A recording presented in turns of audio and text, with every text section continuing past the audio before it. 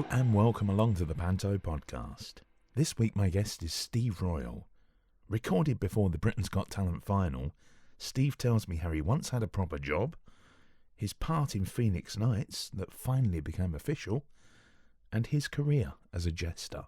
So please, sit back and enjoy the latest Panto podcast. My guest for today's Panto podcast is comedian, juggler, anything else, a radio presenter. I'm a father as well. Father, yeah. And I'm an educator now. Having done lockdown homeschool. I suppose I'm a teacher as well, aren't I? Although my school is in special measures. Ofsted came round last week and they weren't happy. Already. Well, it's Steve Royle. Lovely to meet you. And you. And when did it begin? Do you know what? I remember as a kid watching Lenny Henry in a pantomime, and I've never actually researched where it was. It was. We only ever used to go as a kid. I grew up in Rochdale, and we used to go to either Middleton Civic to see pantos, or if we were really lucky, we'd get to one of the Manchester ones. And I can't remember which one. I have a feeling it was Middleton Civic Hall, and I remember distinctly watching Lenny Henry in the middle of a pantomime break away and start talking to a little kid on the front row, and having this full, because this kid, since doing panto, obviously I know that this happens, and it's brilliant when it does, when a little kid will come up to the front and start shouting and telling you everything that's going on. You know, especially if you're not supposed to know that the Wicked Queen's got an apple, she's going to poison Snow White, etc. And this little kid had come to the front, and Lenny Henry broke off, and he was absolutely brilliant. And I watched it, and my overriding, and I pinpoint my whole career to this one moment, and I looked, and I didn't look thinking, I want to be up on stage with them. I wanted to be Lenny Henry. I wanted to be that person. And I distinctly thinking, I'm going to do that one day. I will do panto. And it took me a long time to get into pantomime. When I finally started in the business, if you like, as a juggler, that was the first employment. At Granada Studios tour, I used to entertain people who walked in. I'd only been juggling 6 months. I was appalling. I don't know even know. I think the only reason they took me on at that place was because I lied to them. I told them I'd do a tightrope walk across this skyscraper they had there, this big bonded warehouse, old warehouse they had there. And I said, tightrope walk across there. And they went, will you? They had something like 1,000 applicants for this one performer's post. And I got the job on the strength that I'd do some tightrope walking. And I'd only done 1 foot off the ground. And then about 2 weeks in, they asked me, they came up to me and said, you said you'd tightrope walk. I said, oh yeah, I've looked at insurance, it's going to cost you $1 million. So I made up a figure and they never asked me again. So that was it. So that was it. Yeah, so from being a juggler and then kind of getting into, and then when I moved on to work at Camelot Theme Park, that's when I kind of branched into more adult entertainment. But I always knew, mainly, probably because of Camelot, I knew I could entertain, because at Camelot I used to entertain the medieval banquets at night, so I'd entertain a mainly adult audience, and then during the day be back in the theme park, trying to edit myself, thinking, don't say some of the things you were saying last night in front of this lot. And because of that, I knew that I could entertain two demographics of people, the older audience, the more mature ones, and still keep the funnies for the kids as well. And I always thought, I would love to, I'm really suited to pantomime. That is my forte. And I knew, and eventually I got my break. I think, how old would I have been? It's 22 years ago, isn't it? So I'd be 28. When I first finally got given an opportunity by Dougie Chapman. And Dougie Chapman was the first one who took a punt on me. And it was at the Southport Theatre, which is in the right dilemmas at the moment, isn't it, since COVID. But that was my first pantomime it must have been in 1998, 97, either late 97, 98. I haven't done my maths before I started this. So that's shocking, isn't it, that I don't even know what it was. But that was Goldilocks and the Three Bears. That was my first ever panto. What was your training then on that first gig? Oh, well, I was very lucky to think about it, because that first pantomime was with Bobby Nutt. He was the main, well, no, he wasn't the main comic. I suppose I was the lead comic in that, because he was the baddie in that. He was playing, don't even know what his character was, but he was the baddie in it anyway. But he was brilliant because he taught me everything. I remember him distinctly telling me how to put, because I never even put any makeup on, panto makeup on or anything before. So I remember him saying, scrunch up your cheeks, Steve, and just rub some red into those. You see where it goes, those bits on your cheeks, those chubby bits there. So just rub some red into that. So I rubbed some red into that, a bit of red on my nose, put some black on my eyes, and that was me up and running. So he taught me, but he also, he sent me about good 2 months before we started Panto, before I'd even got the actual script. Bobby sent me a script that he'd written. It was an adaptation of the classic Abbott and Costello, who's on first base. It was, I had to deliver some letters for the baddie, and it was, who's in first house, who's in what I don't know is in the third house, and it was that whole sketch. And I remember on day one of rehearsal, him taking me on one side in the first break we got, and saying, "Come on, just come and go through this with me." And I'd learnt it, every single bit of it, and I didn't make one mistake. And I think he accepted me then as a pro, if you like. That was like my tester. He'd sent me that script to see whether I would take it on board and whether I'd learn it. Also in that pantomime were the Patton brothers, Brian and Jimmy.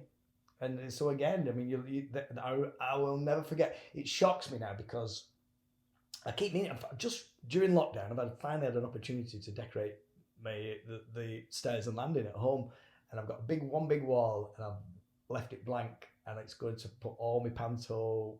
I was going to put Panto posters. I've done that many now. I've done 22 Pantos. So it's going to have to be the leaflets, the pamphlets. So I'm going to put all them up on the wall. But I remember Jimmy and Brian, whether Brian still does, or I don't even know if he's doing any Pantos anymore, Brian, but they used to, first thing they did when they got into the theatre in Southport, and then I was with them again the year after in Preston, is they had a roll of all the Panto posters, and they decorated the dressing room with all the Panto posters. I remember going in, and I think this might be a number that just falling from the air now, but I'm sure they had something like 25 posters on the wall. So yeah, we're in 25 Pantos, and I was in awe of that. I went, 25? Wow! And then I look now at my leaflets, and I've got 22 leaflets. And I'm thinking, oh my word, I'm nearly done as many Pantos as they. But they were just brilliant to talk to, because they'd done Panto when Panto was huge. Like I remember telling us about the I think I'm right in saying it used to, you know this because being a bit more of an authority on these things. But I wouldn't go that far. No, but they were telling me they used to traditionally start on Boxing Day and then go on till Easter. Yeah. And they had some of these, the dates were on these posters, and I'm going, flipping heck, that started at whatever theatre they were at. Yeah, we finished it. And when we finished it, Easter Sunday was last show and stuff like that. You're going, oh my word, it's incredible. I always think I've lived in the wrong era. For a start, with being a special act, if you like, with the juggling, I always think I could have had such a great time back in the heyday of variety. I'd have just done a summer season and a proper summer season, where you're like twice nightly for about 10, 15 weeks or whatever it is, all the way through the summer. I'll be in Western Supermare one year and Southport the next, and then up in Blackpool, then over to the East Coast. And I could have had such a different, and Panto as well. Panto was the thing that I think I do better than anything. And yeah, I'd have been going for months, wouldn't I? You would be. Yeah. Living out of a case as well. Yeah. Well, yeah, there is that. I've been so lucky with that. I mean, I bet there aren't many. You could put this as a question for future podcasts, but I bet there's not many Panto people who have done, 22 Pantos, and I've yet to get digs because I've always been within half an hour of my house. You've been very lucky then. Unbelievable, isn't it? Really have. I mean, I've been gifted being able to do the Grand Theatre for the last 18 years at the Grand Theatre. That's only 35 minutes to get to the theatre from my house in Chorley, where I live.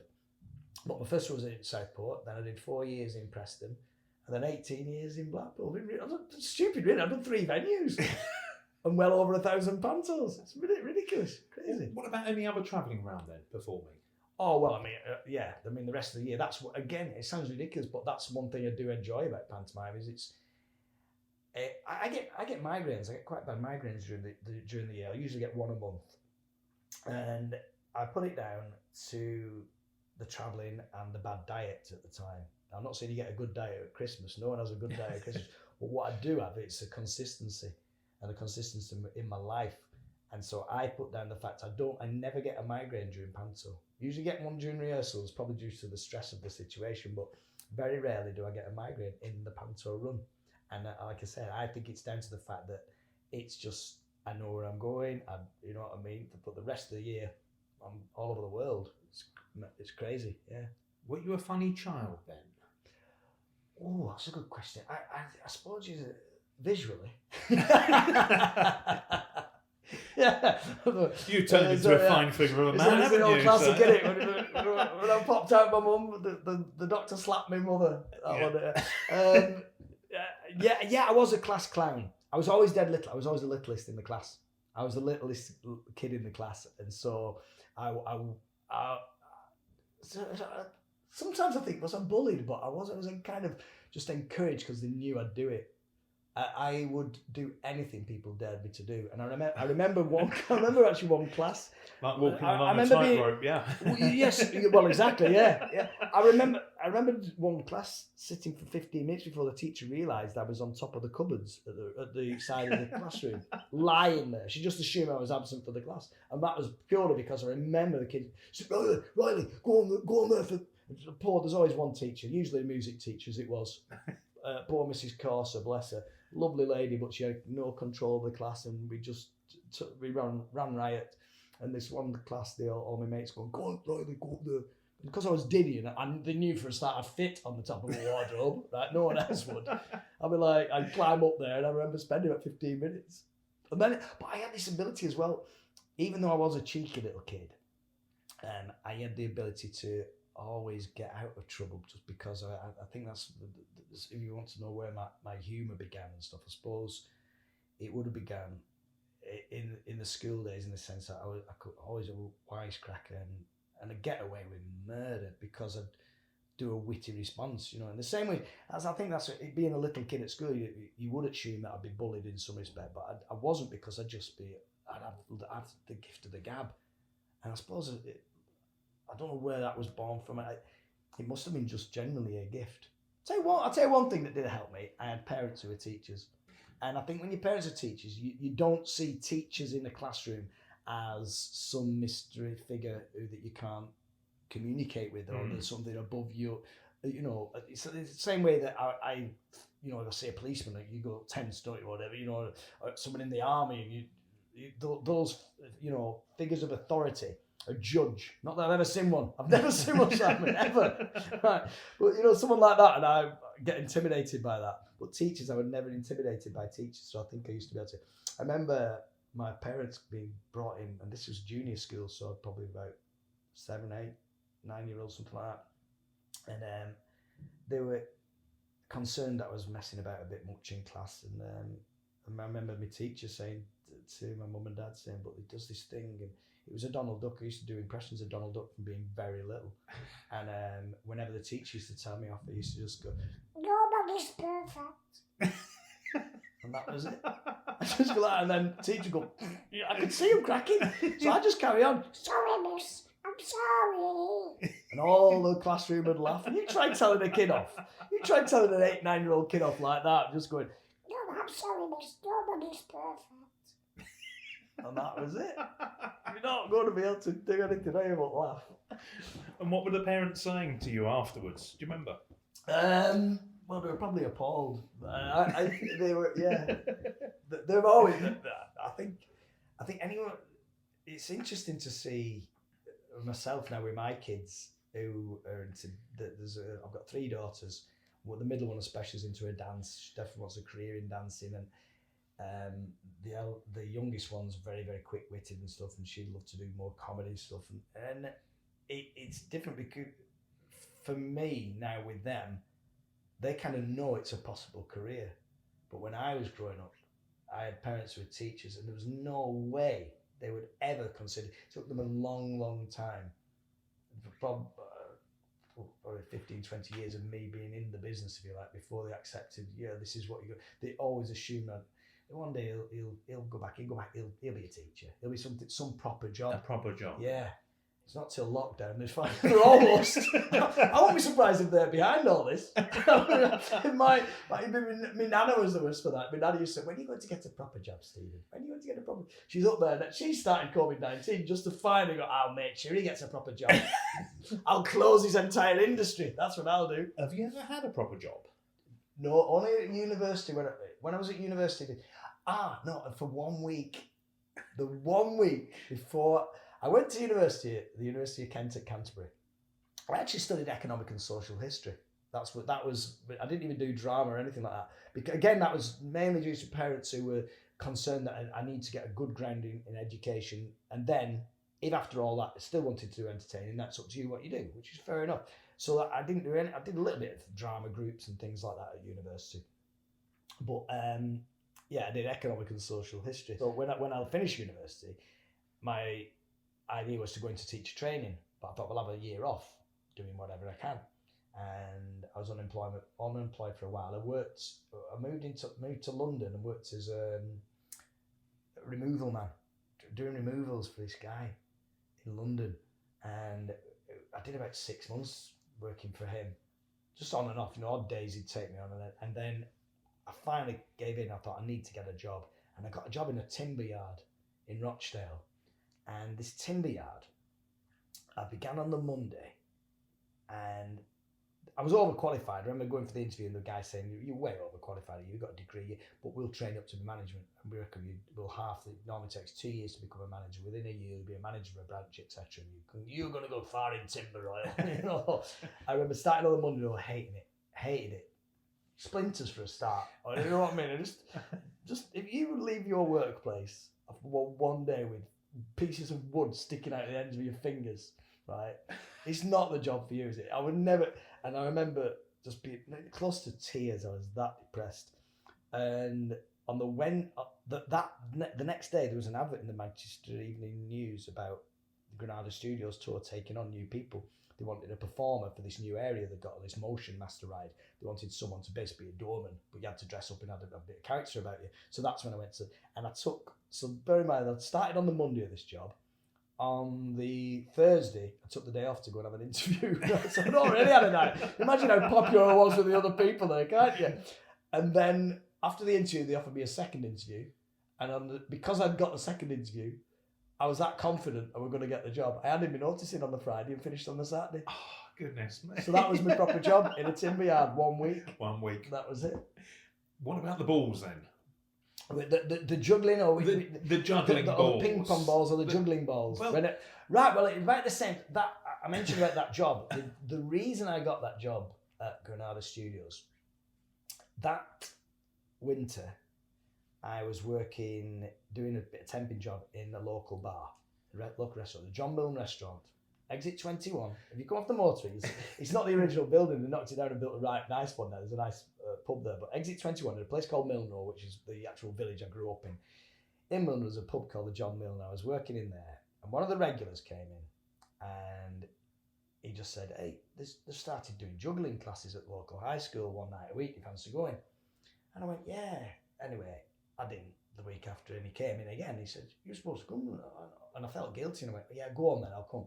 So I went the week after, and I'm right in saying it was probably about end of January, beginning of February in 1990. That was when it was. And so the next week I went along, and it was Skylight Circus. There's a guy called James Riley, but lovely bloke, he's Jim. And he'd started this basically a circus school just in one room of the high school, local high school. And I went along, and I got hooked on the juggling. I've always been able to, or rather focus. I'm one of these people, if you give me something to do, if you ask me now to throw a piece of paper into a bin over there, 30 times on the row, I will stay here till I do it. I'll probably be diagnosed with something these days. I'm sure I've got OCD. My kids will tell you I've got OCD because I was obsessed with doing things. And I was like that with the juggling straight away, instantly. I used to, and I also had a bit of an advantage because I used to play a lot of soccer, a lot of football. And so I was always good at keepy uppies and headers and stuff like that. I could bounce the ball on my head. So I was kind of one header, quite literally, the game there. And so when I learnt to do the juggling, I had that skill to include into it as well. Do you know what I mean? I've done a bit of mime workshops as well. Because going back a little bit of a step here, so that's the juggling I learnt with Skylight Circus. And eventually, when I worked at Granada Studios, I then was paid just to entertain people. So I was having to stand on a street for like 8-9 hours a day, being paid to practice, really. I was so lucky. Not many jugglers get that opportunity because they have to do it in their own spare time. For me, because I was stood there, I could practice all day. And that's how I developed the skills so very, very quickly. But the other thing I grew up with was the Oldham Theatre Workshop. From being about 14 to 17, I went there, and the Oldham Theatre Workshop got me the love of the theatre, because they were proper. It was very strict. Anyone who remembers Dave Johnson was the guy who ran it at the time, and a lot of people from Oldham Theatre Workshop went on to do Coronation Street. Sally Ann Matthews and Sue Devaney did it, Stu Wolfe, and they all became actors in their own right, and Kirkbride before all that. And I was one of them kids who I got into that, and I did a lot of good workshops through them as well. Like mime workshops and things like that. So I did have some grounding in performance, and also I suppose in hindsight I got that or less of a fear of performing and being in front of people. So that never intimidated me at all, standing up in front of people. I know some people get stage fright and that, you know what I mean? But I've never really suffered from that, really. So the ping pong balls then? Yeah. Well, the ping pong balls were again at Granada Studios, going right back to the beginning. There was a guy called Brian Farron, who's a magician, and there used to be a magic show as part of the Granada Studios tour, where you go around Coronation Street and see the House of Commons set. They had a side set. It was for the Tales of Gunga Din or something like. What was it called? I can't remember what the magic show was called now. But he went out under the name of Tarot, and I think it was Lost Empires. I think it was a nod to the film because everything had to be related to Granada Studios and things they'd done. And there's a Laurence Olivier production, I think, called Lost Empires, and there was a scene with a magician in, and because of that, they made an excuse to putting on this magic show. So the magician there, I got quite friendly with him because he'd tell me different tricks and stuff. But I never really got into the magic. I never got the bug for it. I just wanted to do the juggling. But he taught me a trick where you can throw a ping pong ball up and catch it on your nose. Now, anyone who's done Panto has probably done this at some point, where basically the idea is you put a bit of glue on the ball and you put some on your nose. Copied X is the best one to use. Any kind of, latex glue, that type. So put it on the ball, put it on your nose, and you throw it up, and when the two connect, it'll just stick, and you milk your applause because it looks like you're balancing it. Then the tag of it is you bow, and it's stuck on your nose. So he taught me this trick, and so I go out with the ping pong ball, put paint and a bit of glue on my nose. You can do it 3 or 4 times at most before the glues come off. So it comes off your nose, you've got a big mess of glue, so you peel it off. So then you're stuck with a ping pong ball till your neck got a break, and you can go in and put some more glue on the ball. So I used to have this one ping pong ball in my hand, and like I said, I was a doorman on a New York. There was a De Vere hotel frontage, and it was a glass door. And I used to do this trick where I used to to this day I don't even know why I did it, but I put the ping pong ball in my mouth, and I used to just spit it against the glass door and catch it, just to relieve the boredom. So I'd spit the ball, catch it back in my mouth. Good. Then I got cleverer and cleverer with it, so I used to time it so people were walking towards the door, so they'd be behind the glass, and I'd spit the ball at it. They'd do the instant reaction thinking something was coming at them. They knew it was a glass door, but it's just human reaction, isn't it? So they'd cower back, and it'd fire back in my mouth, and they'd come in and I'd go hello, and still with the ping pong ball in my mouth. And they'd go, I'm sure you just, what happened there, dude? And then eventually, I then introduced a second ping pong ball. I thought, I reckon I could do this with 2. So I introduced with 2. And before I know it, I'm there juggling with the ping pong balls out my mouth. And we got up to 3 ping pong balls, then started to 4 with the hand feed. And do you know what? I did that thinking I was the only person in the world who did it. And then someone put me onto a Mexican guy in Vegas, I think, and showed me some old video clip. He brought in a video of this guy doing this ping pong ball juggling, and then I look into the origin through the juggling clubs and stuff, and it turns out that this is an old trick that's been done for years, originally with grapes. A lot of vineyard workers used to do it with grapes and stuff, be able to spit them out the mouth and catch them back in the mouth and stuff like that. And I was gutted a bit because I thought I'm the only one here. But to this day, I think I'm the only, as well. There aren't many stand-up comics, because I've obviously gone more into stand-up these days, who do the ping pong balls as well. So there's not many of us out there who can do it. It is one heck of a skill. Yeah, it's. Do you know what? Anyone who's thinking of doing it, if you are thinking of doing it, just be prepared, because if all the things that I've learned over the years, it's the one that I spent the most hours doing. And the difficult part of the ping pong ball juggling is your mouth dries up. As soon as your mouth's dried up, you can't do it. Now, the two problems with that is, first of all, nerves. Because if you're doing any gig, I learned this very early on. I did a gig, it's a corporate gig, and I was very nervous about the audience, and my mouth just went dry, and I just couldn't spit my mouth. Couldn't spit. So ever since then, I had a glass of water on hand just to keep your mouth wet, so you can still get the ping pong balls out. I once actually tried on stage with a bowl of water with the ping pong balls in it, and I grabbed the ping pong ball. There's one bit where I pretend to swallow one. Well, this only once in my life, but I did genuinely swallow the ball.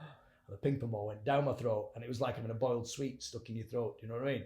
And I was but it was at the point where anyone who's seen my act, so the sound and light guy and that, they go, oh, he's always doing his usual. And I'm going, no, I'm genuinely stuck here. I've got the ball stuck in my throat. I'm going to die. Right? But then they'll watch me die, laughing their heads off. Oh, look at him. He's proper milking it today, isn't he? Look at him. So I eventually cough, got it up, and I've never bothered with that since. I've never bothered with that having them in a bowl of water anymore. I don't bother with that because it's also just a bit too dangerous to do it. But yeah, that's the story of the ping pong balls, and I suppose I regret that I've not learned more. But I say regret. I learned very early on with the juggling that it's not the number of things you juggle with or how spectacular it is to a fellow juggler. I've always been more concerned with the presentation of a trick. And this is a lesson to everyone. It sounds like I'm an old pro now, and I suppose I've got to accept I am. But if I can educate anyone going into any form of entertainment, it's not as much as it's great to get acknowledgement from your peers and say, oh wow, you do a trick that no one else can do.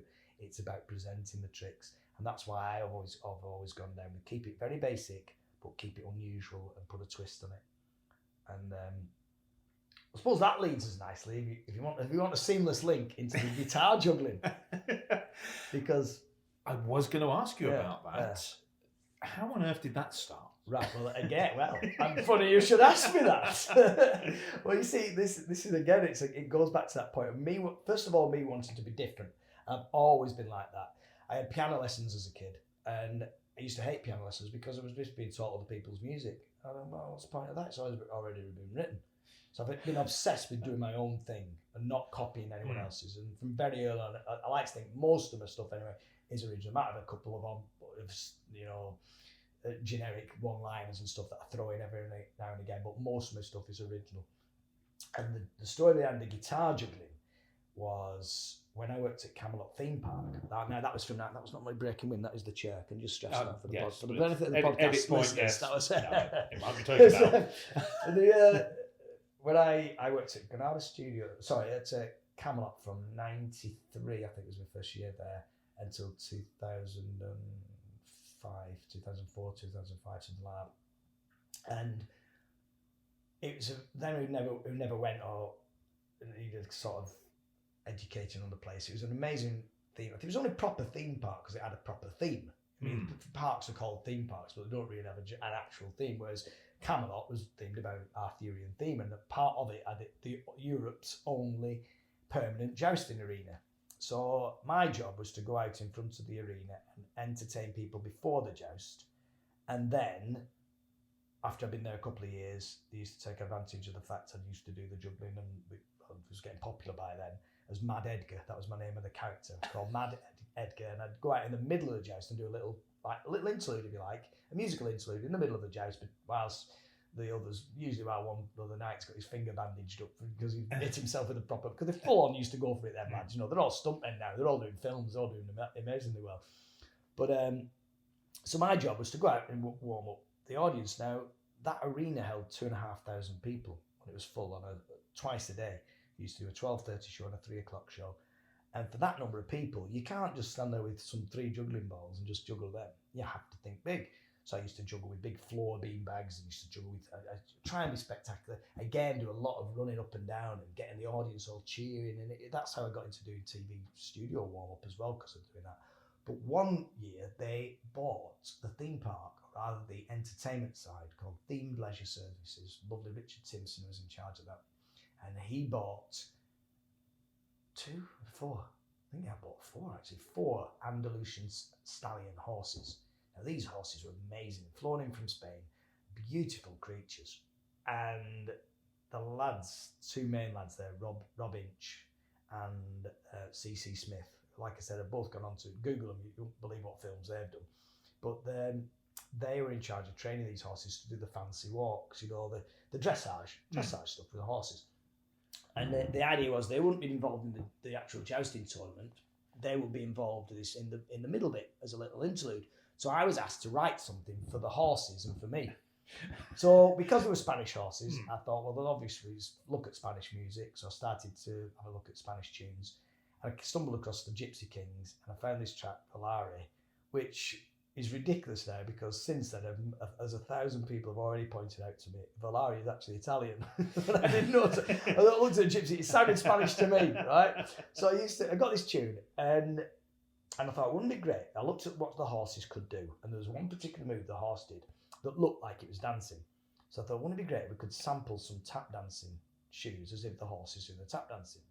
So the idea was the horse would do a tap dance. I'd look at it strange, like stop interfering with me, and I'd pretend to play the guitar. And then the horse would do a bit more tap dancing, and I'd play guitar. And eventually the music would build, and then the guy would come around and hit me with the guitar, and I'd jump up, grab hold of the guitar, throw the guitar in the air, and then eventually they'd come back and they'd ride past me and throw me another guitar, then throw me another guitar. And eventually I'd juggle with the 3 guitars. And that was the idea behind the whole concept.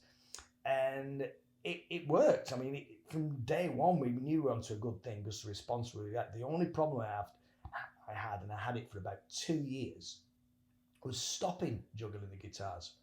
It was hard enough on a windy day because you can imagine, on a windy day, the wind had controlled them, and I could literally be moving about 10, 15 feet during the process of juggling them because the wind would be that strong. But I was back then, I suppose, I don't know. I was more used to juggling outside. I don't do many outside gigs now, but the moving along, and I'd have to. The only thing I couldn't do was stop. I couldn't stop juggling.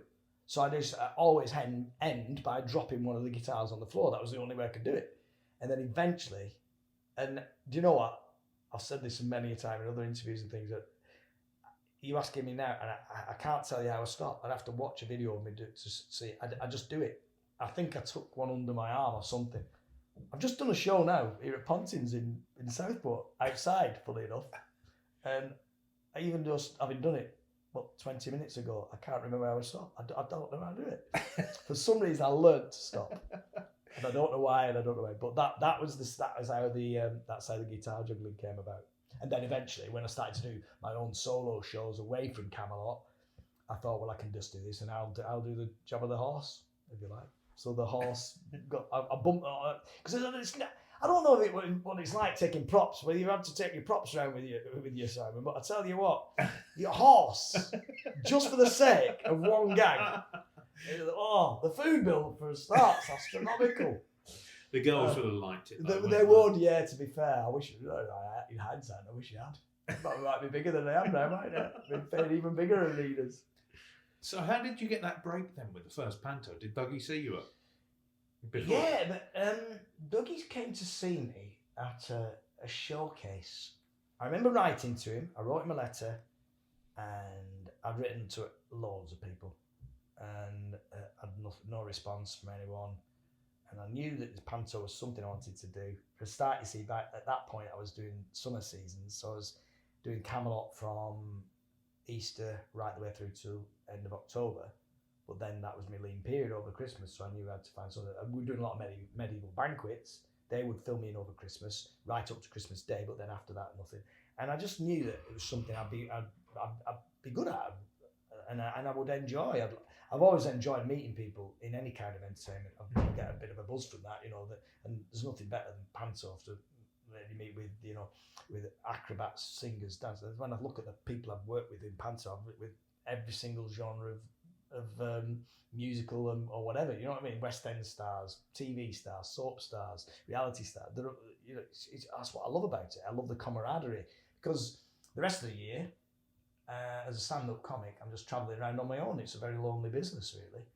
And so that's what I do. Again, it goes back to this I was talking before about the headaches. I actually find, even though Panto is exhausting, doing 2.5 hour shows twice a day, and you're I'm usually on stage most of the time. It is draining, but I still, in some crazy way, find it more relaxing than travelling to a gig and, chatting to someone you don't know that well in the back room. Occasionally you're lucky enough to work with comics who you know very well and you have a good laugh with them, but a lot of the time you're with someone you've not met twice before or whatever. And that's it. So I love the camaraderie. So I did this, so going back to answer your question, I did this showcase. Dougie came along to it, and I remember sitting at a table with him afterwards.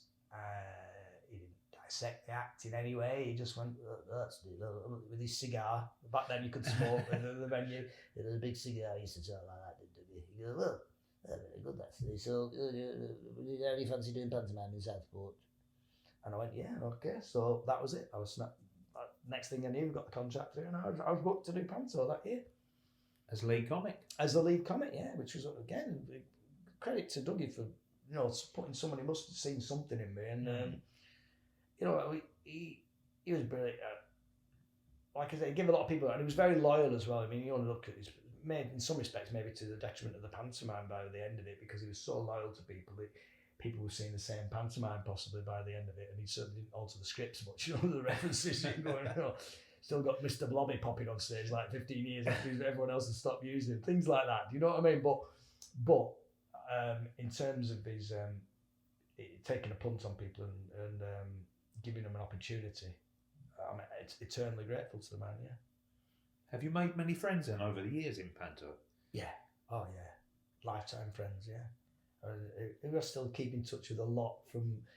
Well, but I did Panto with my wife for a start. I didn't meet her in Panto, to be fair, but we did do Panto together. There's the old joke. The year I got married in 2000, that was her first Panto, and that was Snow White. So I'd been married 3 months, and then she ran off with a prince. So that was the gag of that year, anyway. But no, I've met. I keep in touch with a lot of people. Vicky Entwistle, I always got on really well with. She was a good laugh doing Snow White years ago. My closest friends, probably Tom Lister, I'm still, me and Tom we've been together every week during lockdown. We went with each other around Blackpool Pleasure Beach yesterday, funnily enough. But me and Tom, we do a lot of writing together, and we put a lot of stuff together, and we've been doing these garden parties during lockdown where we just mess about on camera, and we've got a real chemistry, which is unusual, I have to say, because until I did Panto with Tom, Peter Pan was my least favourite, because I always felt it's just my ego really. But when you're Mr. Smee, that's the only comic in Peter Pan, apart from Captain Hook, which is such a good character, Captain Hook. He always steals it, and it's the only Panto where I used to get a little bit of envy, thinking, "Oh, I wish you're Captain Hook. That's a great part." Instead of just his sidekick. But when I finally worked with Tom and we made it a real proper double act, that was when I actually think it went from being my least favourite to probably my second. Buttons will always be the greatest Panto character for a comic to play, just because you feel you're stretching yourself. Do you know what I mean? I've always joked when people ask you about whatever character I am, whatever year. They say, last year you were Muddles, and this year you're Silly Billy. And next year you're going to be Idle Jack. And I'm going, yes, the nuances, the different nuances I have to use each day. Last year it's very different being idle to being muddled. Yeah, it's very. I've really had to analyse the script, really get to depth, and think this guy's muddled. Last year he was just lazy, he was idle, but this year muddled. Next year I'm just going to be silly. Now there's another nuance that I've never really looked into in such depth. But Buttons is the one where you actually proper act, because there's a real pathos and done well. I've always loved. So Buttons is probably still my favourite character, but probably Peter Pan, with Tom Lister at least, nudges it through a favourite Panto. Do you reckon you can ever see yourself becoming a baddie? Yeah, well, yeah, I think that I'd rather go down that route. The Dame, always like utter respect for anyone who plays the part of a Dame, because I see what they do. For a start, I see us nipping off between, just one wet wipe, and we're in the shop, in the chippy, getting some chips between shows, you know what I mean? With the Dame, you look at them in that, usually got some dressing gown that they're wearing, you just look, you can't nip out, can you? No, I've only got an hour and a half. Anyone else can, anyone listening to them, anyone with a normal job gets an hour and a half for lunch, and going, what? 2 hours sometimes, I'll tell you now, but even that's not long enough for a dame to be bothered to take all that off and put in the effort. And not only that, but in the show, the one thing that I hate in pantomime is changing clothes. And some pantos are worse than others. But whenever I have to run up to my dressing room really quick, leg it within the space of 2 minutes of the one scene that's going on, and completely change my outfit so that the next time I'm not a ball in a fancy gear, and I'm like, do we really need to do this? And the older I get, the more napped it makes me. So the thought of me doing a dame in the future, but I have said, baddie or dame, whatever, the moment that it happens is when I go on stage and do that bit. And Buttons is a good example. When I go on those Buttons and go, oh, hiya kids, have you met Cinderella? Isn't she lovely? I love her. And the moment that I get all I get from the response from the audience is a huge intake of breath of people going, a bit dodgy. That's the moment I'll go, right, I'm the villain or the dame next year. There are some Buttons though still in their 60s. Well, I know, well, that's my fingers crossed. Fingers crossed, I've got that youthful look. 20 odd years. And thanks to Bobby Nutt and his application instructions of makeup all those years ago, maybe that will keep me going for a few more years yet. Yeah. You mentioned then Bobby. Did you ever get to see him perform apart from in pantomime? Only I saw video clips and saw odd little bits. I never actually went to see him live. No. But I'm trying to think of which other comics, because that's the thing about being a panto comic. I don't really see a lot of other panto comics, and you don't. I'll have friends who'll go and maybe see. The most I'd probably go to listen if I go to 1 or 2 more pantos in a year. And when you're in them, you're kind of just tired of it really to go and see anyone else in one. But I'm trying to think of who the comedians I've worked with other than Bobby. I suppose it's more comic actors and comedic actors who I learned a lot from Melanie Walters. It was brilliant. Gavin and Stacey, Gwen and Gavin and Stacey, just watching her timing and things like that.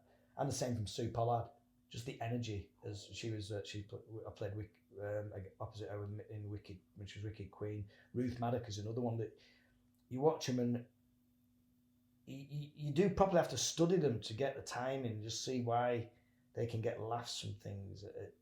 That I've always been very energetic on stage myself, and I remember seeing a review years and years ago when I first started out.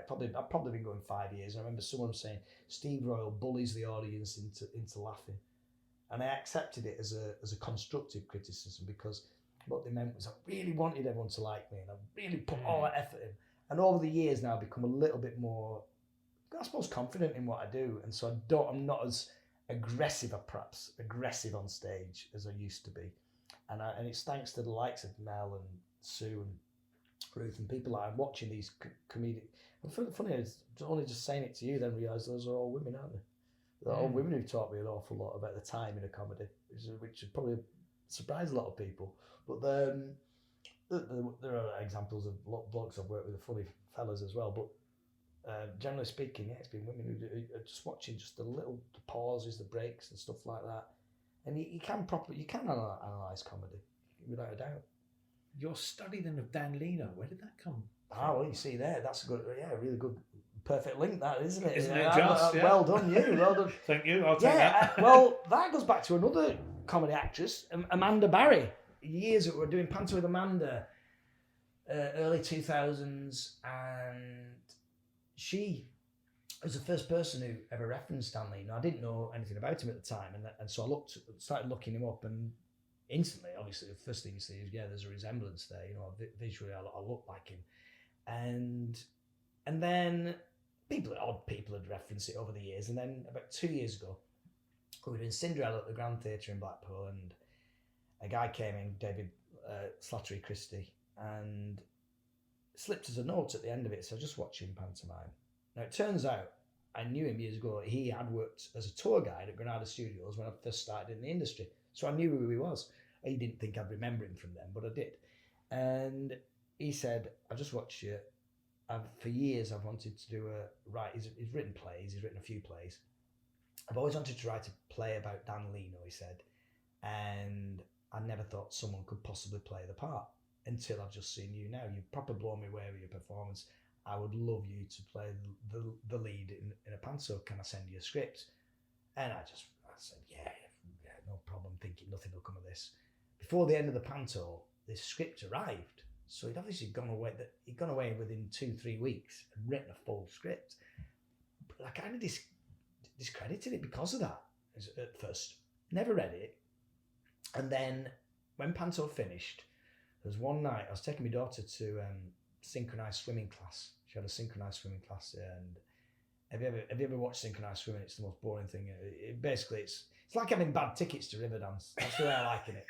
Because all you can see is just the heads. Yeah. You know, just the heads moving from side to side, and the occasional limb might come into shot. And so I used to be bored out of my head, and so I took the script along, and amidst you can still genuinely, and I'm not kidding you, you can see how close I was to the pool, because there's certain pages that got splashed. We've got bits of ink running in this script. But I read the script in that one night, and I thought, this is actually a really moving story. And that's when I found out more about Dan Leno, how he'd been in a mental institute, because they thought at the time it was syphilis he was suffering from, the effects on his brain. And in actual fact, it turns out now, with hindsight, he probably had a brain tumour. That's what killed him, more than likely. But the whole play was set in the last few months of his life, and him reflecting on his career. And so he'd use things. He'd be it's all set in the asylum, and I'd pick up things, and I'd pick up a sheet off the bed and wrap it around me and become Mrs. Kelly, and these characters that he used to do. And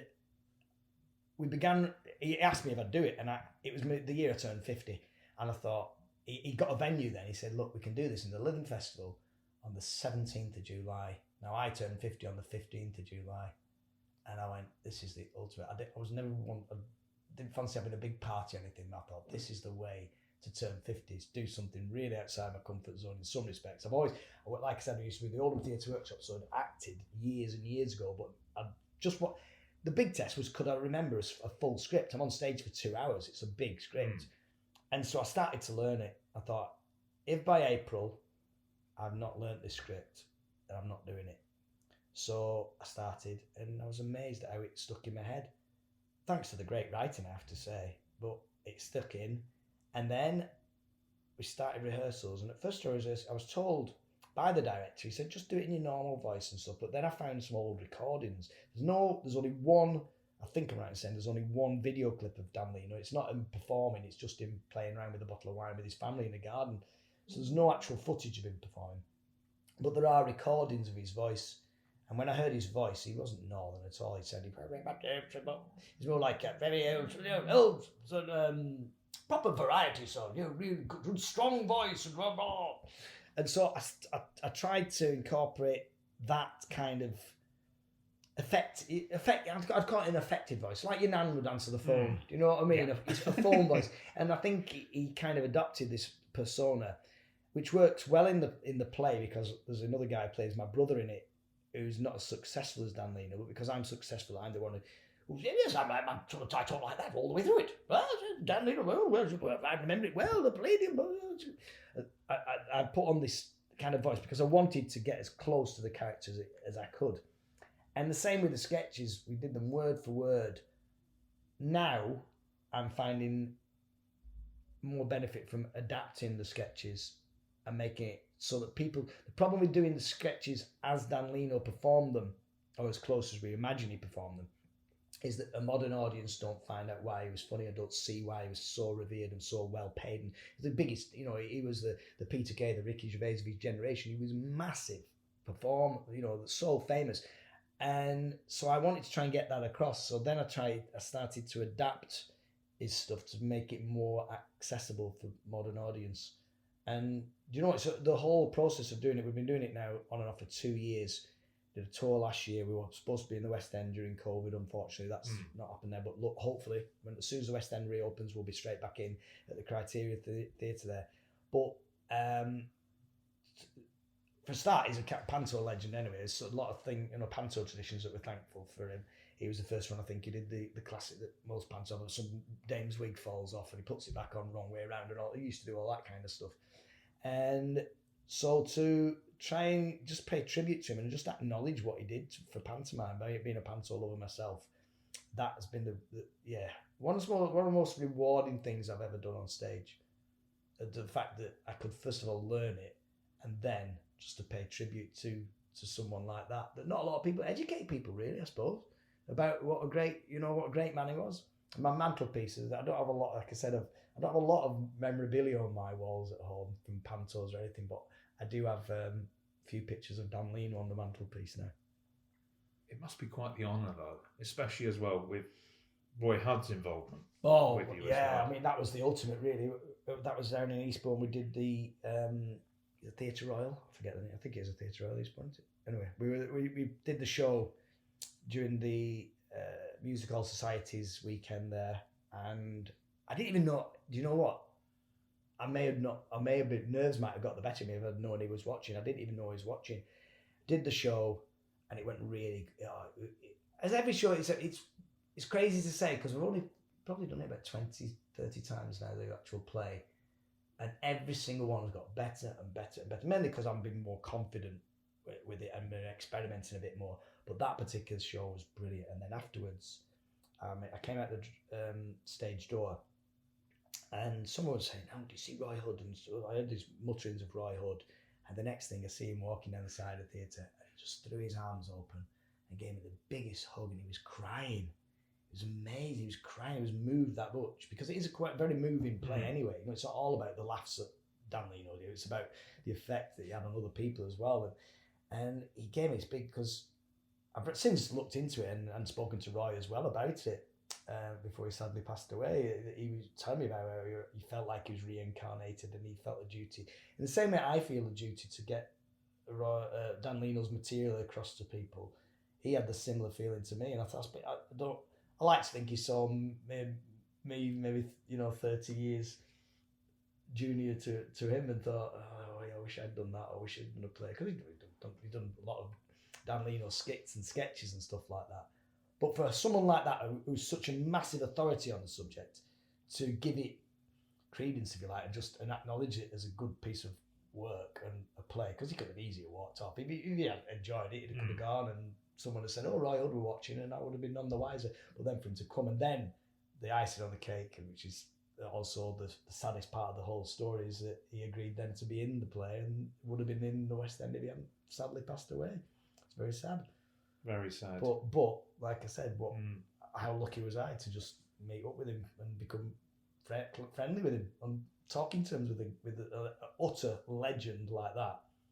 Do you know, and to be able to tell my kids and my grandchildren that I knew him. Yeah. Well, you've now got the baton, haven't you, for Dan Yeah, Leno? exactly. So you're holding this baton for us. Exactly. Yeah. Just that. Yeah.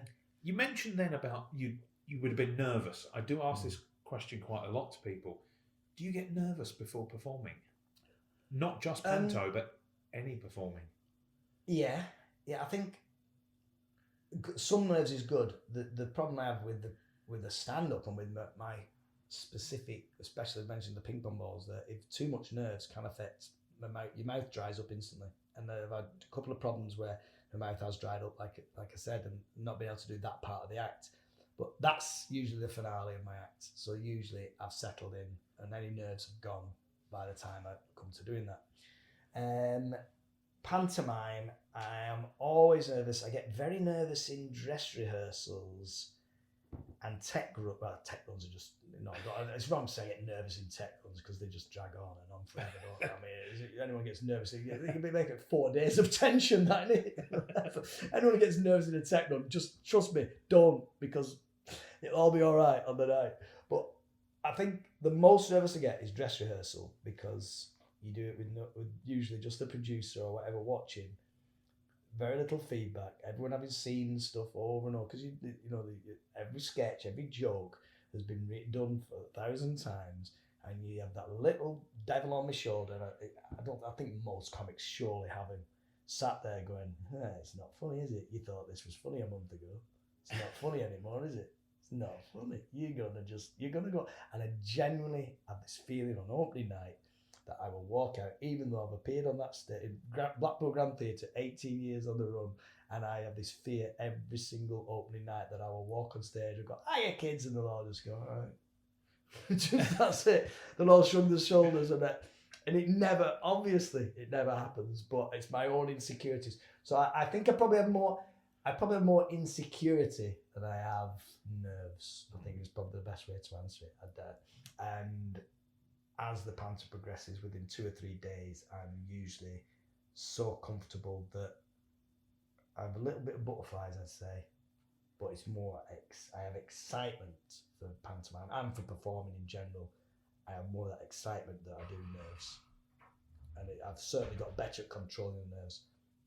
It's the only thing that can trip you up. That's what you've got to get in your head. That's what again, if I want to pass on any advice, the only thing that will mess you up as a performer is yourself. And so if you're nerves, that's never going to help you. Or a good heckle. Oh well, or a good yeah, you say that, but do you know what? A good heckle, and I mean it's a good heckle. Yeah, I mean a good heckle is. All it will ever do is add to your act, and you just let them do it. If he wants to shout out something brilliant for a minute, it's a minute off your time. You have to worry about putting something funny yourself in it. The bad heckles are the ones you want to worry about. The people who don't know when to shut up, and you put them down. Those are the worst. People who just go, yeah, you're rubbish, yeah, you're rubbish, yeah, you're repeating or just drunken banter. What they think is banter, but it's just random words coming out their mouth. They're the ones that are the worst. What about the school matinees then?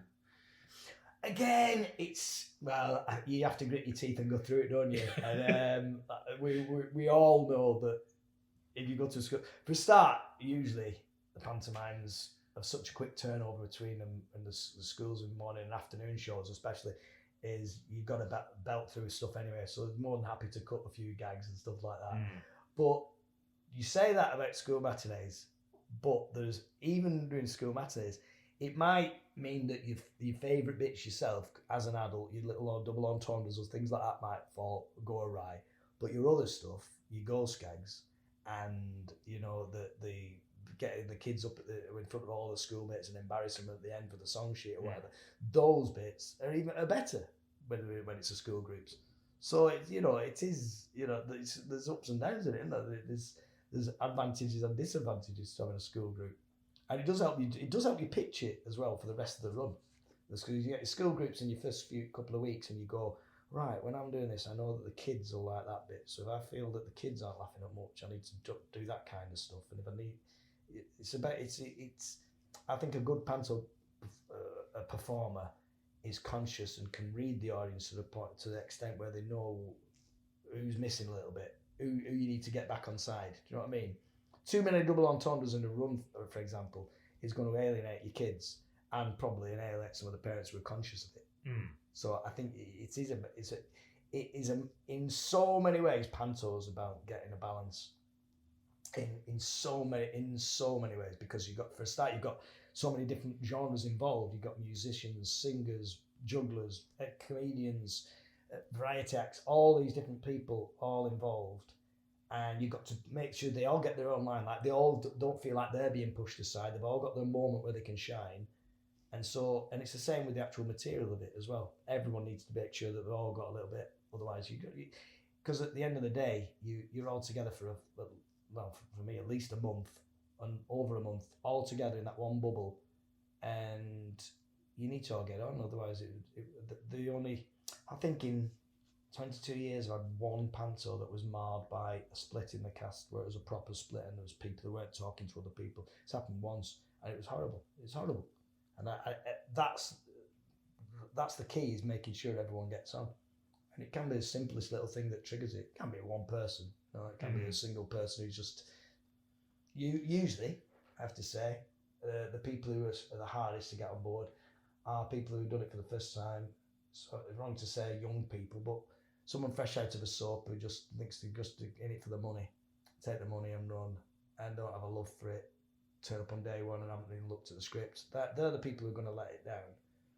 But then hopefully, what they usually realise is once the panto's up and running, they're the ones out on a limb and they suddenly start to come back into the fold then, do you know what I mean? And I'll get everyone back on side, which is what you want. It's a proper team. And I don't mean just the cast either. I mean, for the crew, the DSMs, I never which is it. Even to now, DSM, ASM, BDSM, BSM, that's it, the mascot's in it. I don't know, BDSM, whatever they are, any of them, they're all there. I never know who's who, but they listen. What I'm saying is the cast and crew. It's important to stress that we're all in it together. Do you like a song sheet then? Love a song sheet. Again, it's something. I've always tried to do an original song sheet. I've never done.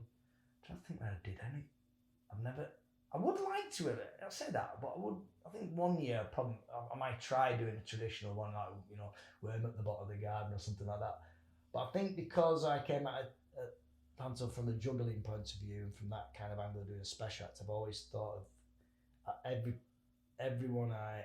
song sheet I've done, and I've done different every year. I think I've probably maybe repeated twice. 2 or 3 times. I have one particular one that's strong that I've maybe done 3 times now with a tuba, where I've been giving the kids, where I've done different songs with it, I have to say, but basically the idea is you give each of the kids a different musical instrument, and then the last kid with no musical instruments last year, just go and grab something and he comes with a full-size tuba, and you give that to the smallest kid.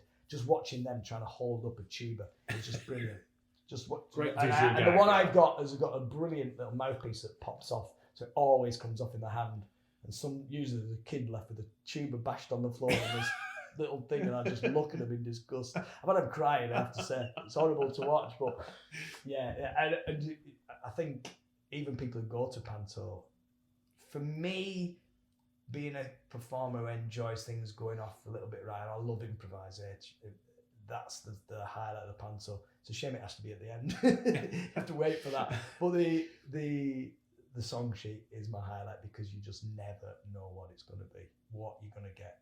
I've had some amazing kids, just amazing. From the ones who just won't stop, who just run around, to the ones that you genuinely think he's going to just jump off stage in a minute and land in the pit on a drummer. I've had them like that. I've had crazy ones, I've had quiet ones, I've had the cutest one. There's a little girl last year who just proper moved everyone. In an interview, and I said something, I've asked them all about what they want for Christmas, whatever, and this little girl, well, I just want my daddy to be happy. He's been very sad this year, he's lost his job, and that's all she wanted for Christmas, and the whole place was quiet. And it just, I was like, proper choked up, that's what she wanted for Christmas. I just turned to the kid who wanted whatever it was, a PlayStation, looked at him and went, PlayStation. You're a pathetic child. Yes, look at this kid. Think of her dad's mental health. You worried about your PlayStation. Oh, yeah, make me sick. You couldn't write it though, could you? Oh, well, that's it. That's the point, isn't it? That's what's so brilliant about it. And that's again, so you look at Panto, there's people who, I say people who knock Panto. I think there are people who knock Panto and mock Panto, and they're usually people who don't go to Panto. You know what I mean? So we can all mock things we have no knowledge of. But you go to Panto, it's got absolutely everything, and that is one of the things in it. Is it improvised comedy? It's got, dance routines. But for me personally, as a comic, and as a comic who likes to work off the cuff and have things thrown at me and try and new challenges, if you like, working with kids on stage is just, that's it. Yeah, the song sheet is the highlight. We don't need to worry about people who don't like Panto. We never refer to them. They're not going to be listening to this, are they? No, just to scoff. Yeah, but they'll be slagging it off. Without listening. Yeah. They love Panto Pop. They won't listen to that. You took part in possibly one of the biggest shows of recent times, one of the biggest charity shows going, the Phoenix Nights Live. Yeah. Your part, you won't mind me saying your part in Phoenix Nights, the series, was a small part. Yeah. Well, I always used to bring that up because I've always been embarrassed. For one thing, that the Phoenix Nights live show was finally legitimised. People putting on posters, Steve Royle from Phoenix Nights, because I used to get it all the time. I'd arrive at venues and they'd put it up in big letters, and I'd go, I was 30 seconds at the end of whatever it is, at the end of an episode. I wasn't in it. So when Peter asked me to do the live show, I suddenly felt. Aside from that, I mean, they're all good mates anyway. They've become good mates. All the cast, we're a real tight bunch. Every single cast member, nearly all do stand-up comedy, all of some description, and we're all known and kept in touch over the years. For us to all do the Phoenix Nights live, and for me to be asked to do it, for me personally, it legitimised putting the Phoenix Nights on posters, and I finally felt like I was proper one of the team, because up until that point I was thinking, I'm in it, but I'm not properly in it. But for that moment, for Peter to trust me to go on and be the first act he introduced on stage each night, and 15,000 people, even now when I look back at it, the only downside, you think, how can I ever do better than that? How can it ever get better than that? I think it holds the record for the longest running arena show ever. And we did 15 performances, 15,000 people a night, and it was just a joy from start to finish. And I have to say, having done Panto and rehearsed for 2 weeks of Panto, we did 3 days for that. 3 days rehearsals. Yeah. You came to it, didn't you? I did. Did you not tell? But that's what Peter always said to me when he phoned me up to ask me to do that. He did the same to us all as well. He phoned us up. Hi mate, I've got this idea of doing a Phoenix Nights live for Comic Relief. Think about it. Don't jump in, but I'd love you to be in it. Think about it. Like anyone is going to need to think about doing a run at the Manchester Arena. Do you know, like everyone, oh yeah, well. So we all did the same. We all went, yeah, right, I'll have a think about it and get back to you, Peter. Have a think about it. Like, you're going to get another opportunity to do that. Do you know what I mean? It's ridiculous. Like someone said, I'm going to go on safari, and I'll pay all expenses and you can stay in the 5-star hotel. Have a think about it. Yeah, well, have a think about it. So I've heard with wife. She's ridiculous. Have a think about it. So we all jumped at the chance, and you know what? We're treated like kings. I have to say, the only thing that we all felt a little bit, obviously we knew we were doing it for charity, but there was still the costs involved. There was huge costs involved because there was extras in it and they were all being paid. There were the core of the cast, the main performers. We all did it for nothing, so we had to take a month of our diaries away.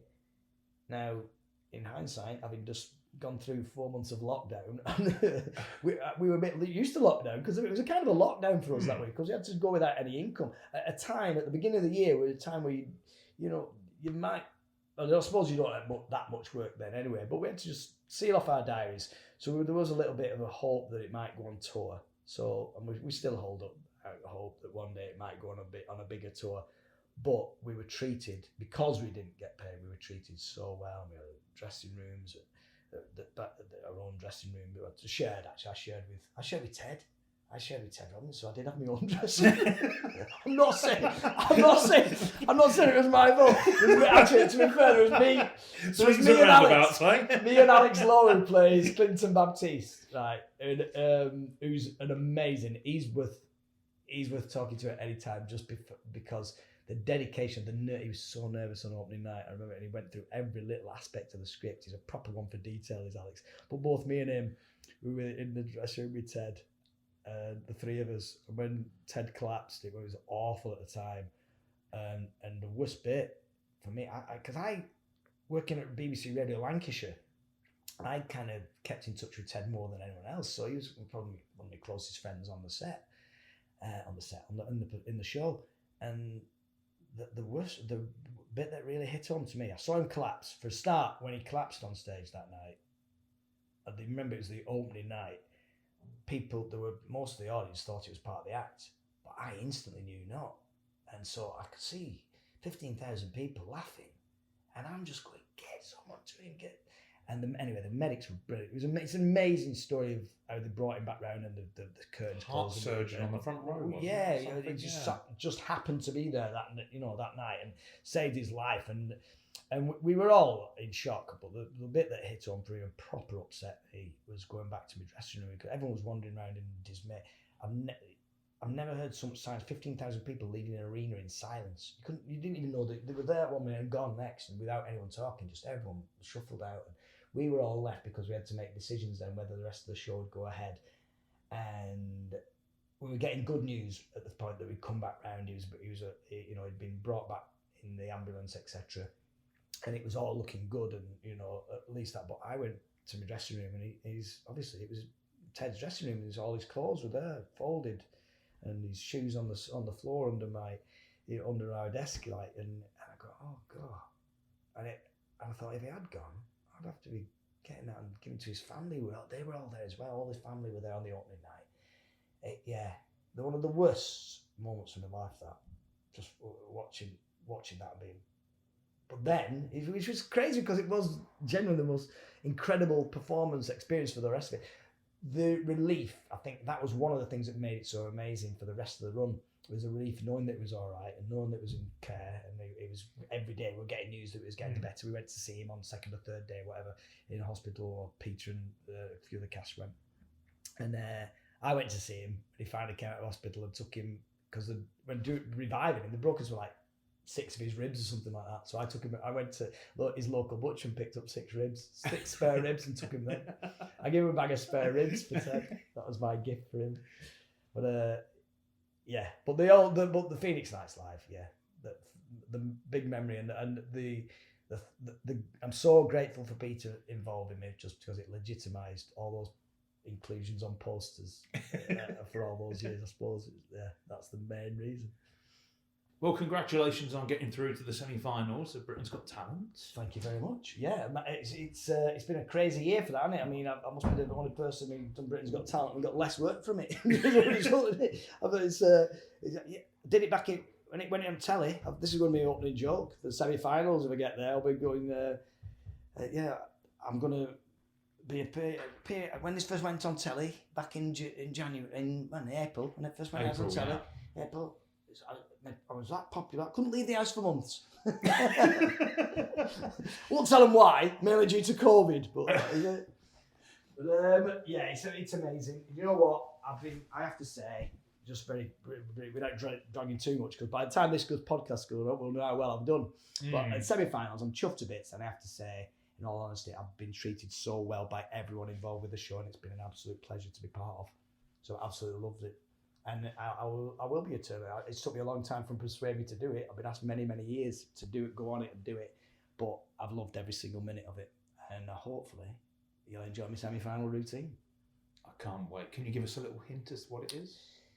I've referenced it in this podcast a little bit. There's big juggling and there's silly juggling. Not horses. No, I did toy with getting a horse. He were busy. He was doing pontins. He were booked up. Couldn't believe it. Can't get a gig myself. I love the money. And there's that horse doing pontins gigs. This leads me on to my last question. Go on. Your dream pantomime. Oh. So you can be in it. Yeah. You can be in the stalls watching it. You can choose the venue. Obviously the production. And the cast can be alive or dead or a mixture of everything. I'd be a fool not to be in it, wouldn't I? I'm not going to watch that. I want to be on stage with these people.